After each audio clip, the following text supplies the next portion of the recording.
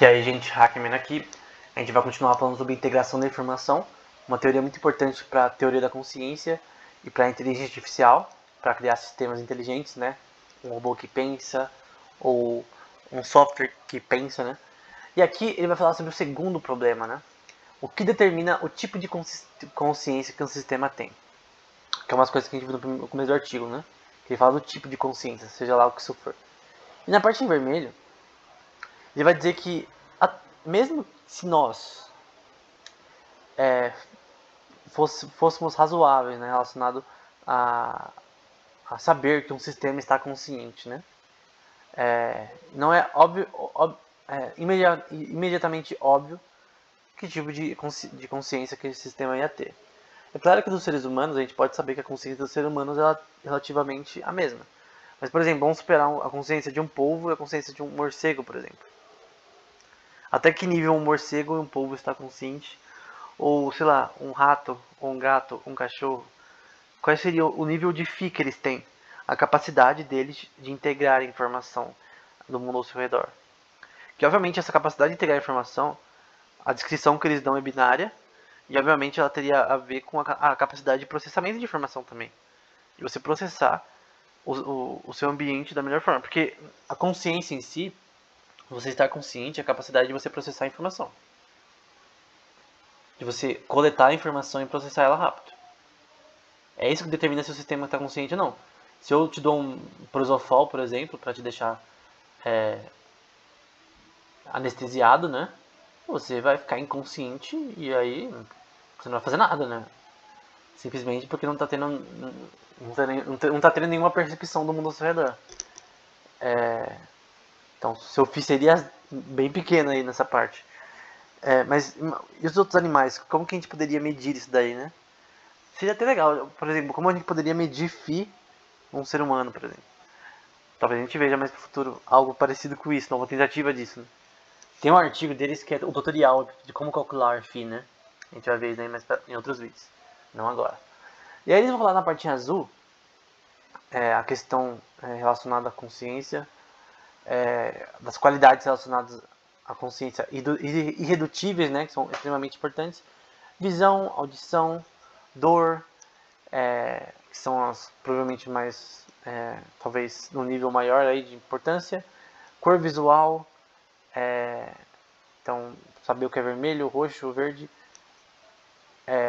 motion, né, que seria a parte de movimentos, né, você vai lutar contra sei lá, um samurai antigo do Japão, né, você vai lutar contra ele, vamos supor que você luta espada, você vai lutar contra ele para testar suas habilidades, a sua capacidade aí de entender os movimentos do seu inimigo é algo muito complexo num tipo de esporte como esse.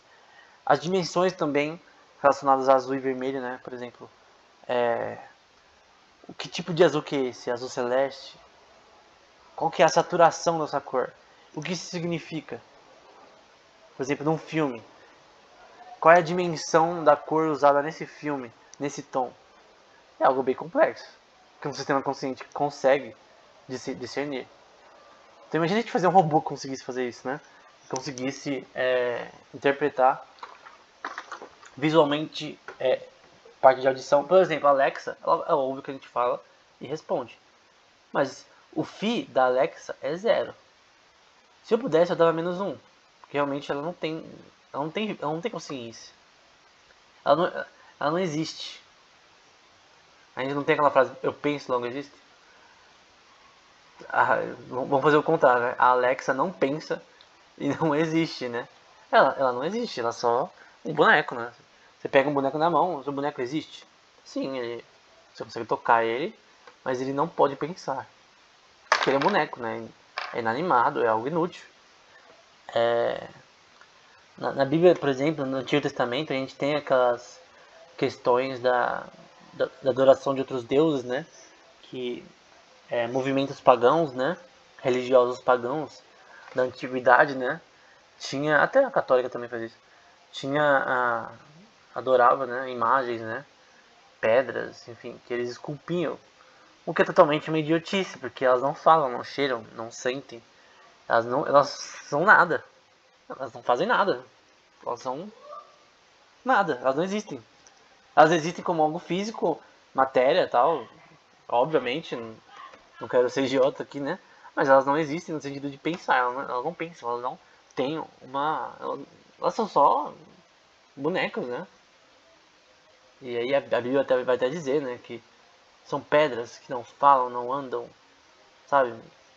Não cheiram, não sentem. E os caras adorando essas coisas inúteis, né? Mas hoje em dia também acontece isso, né? De adorar a imagem, né? No fim é tudo totalmente idiotice, né? Porque elas não têm nenhum tipo de consciência. E o computador está no mesmo nível, né?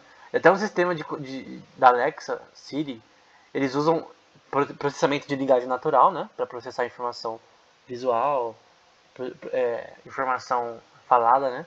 Mas no fim, elas não têm consciência, elas não entendem o mundo ao seu redor. Elas têm FI zero.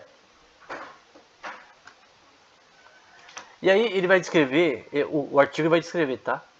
A experiência de um provador de vinhos expert, né? Eu não sou provador de vinhos, eu tomei vinhos poucas vezes na minha vida, mas eu não curto muito tomar constantemente, normalmente só em festa, esse tipo de ocasião, né? Mas se eu tivesse, talvez se eu tivesse vinho, talvez eu tomaria de vez em quando, né? Eu sempre falo uma taça todo dia, né? Mas enfim, eu não tenho costume disso, até porque eu não tenho em casa. Mas a questão aqui vamos pegar um provador de vinhos. O cara lava, a moça, por exemplo, ela é uma provadora de vinhos expert, né? Ela consegue provar um vinho e saber a idade dele, saber a tonalidade dele, mesmo com olhos vendados, ela consegue saber, através do aroma, as suas formas de fermentação, a sua qualidade na textura, enfim, todas essas bizarrices parisianas, né? Sobre a experimentação de vinhos, né? Enfim, o cara é um expert. Ele treinou a sua capacidade sensorial no olfato e na parte labial, né? De conseguir discernir através do seu toque nos lábios, né? Do cheiro, né? Conseguir entender que tipo de vinho é e finalmente ser um provador de vinhos expert. E obviamente ele vai ter a capacidade de integrar essa informação relacionada a vinho e conseguir experienciar essa através de várias experiências tomando vinho, né? Cada vez mais, né? Claro que tem pessoas que vão fazer isso mais rápido, outras mais lento. Com a experiência ela vai começar a identificar a diferença entre vinhos. Ou, por exemplo, ele vai dar um exemplo de um exímio provador de perfumes, que também ele vai ser aqui no sentido profissional, tá? De um profissional que é de qualidade de perfumes, né? Dele saber se o perfume tá bom ou não. Porque, obviamente, você tem que testar o perfume antes de vender, né? Você não vai vender o negócio sem nunca provar, né? E, obviamente, é legal você ter alguém de qualidade, né? Alguém que se profissionalizou na arte de saber se um perfume ele é realmente bom ou não. É claro que é uma coisa muito individual e privada, né? De você gostar de um perfume ou não. Mas ter um expert para analisar um vinho, por exemplo, e um perfume é muito legal. E o cara no vinho, a moça no vinho, ela teria que ter a capacidade de diferir, né? Usando o seu olfato e a sua questão gustativa, né? Eu não lembro o nome. Como fala uma pessoa? Paladar, né? Através do seu paladar gastronômico, né? Seu paladar de vinhos, né? De discernir se o vinho é bom ou não. E aqui ela vai usar mais o olfato, né?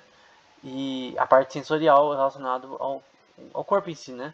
Porque você sente o perfume na pele, né? E seria agradável na pele, né? Se ele não for, você não vai passar também, né? Mas principalmente o cheiro, né? Se o cheiro é forte, se o cheiro é fraco, enfim. Se você tem que passar pouco ou muito para realmente fazer efeito, quanto tempo ele dura. Então, um exímio provador de vinhos, ele teria muitas experiências, né? Ele tem a capacidade de entregar informação como todo ser humano sobre esse assunto. Então, ele vai treinar o seu cérebro a conseguir ter a capacidade sensorial, né? De interpretar se o perfume é bom ou não. Então, esses dois aspectos vão ser citados no artigo. Por exemplo, Observações similares, né, foram feitas por pessoas que, por razões profissionais, aprendem a discriminar perfumes, cores, sons, sensações táteis e enfim. Então, essa questão do perfume e do vinho é uma coisa importante relacionada a... A gente tem a capacidade de integrar informação, mas a gente pode treinar nós mesmos, né, através da nossa livre agência, né? Nunca diga livre-arbítrio, a gente fala livre agência na teologia protestante atual, né?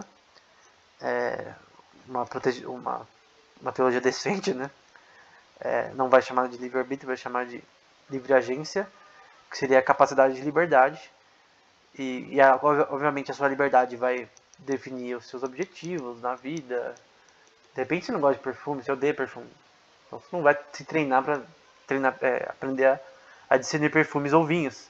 Mas no fim, o que vai fazer a gente conseguir fazer isso, né, conseguir discernir essas coisas, é a capacidade de sensorial do corpo humano. É isso. É totalmente materialístico aqui, entre aspas.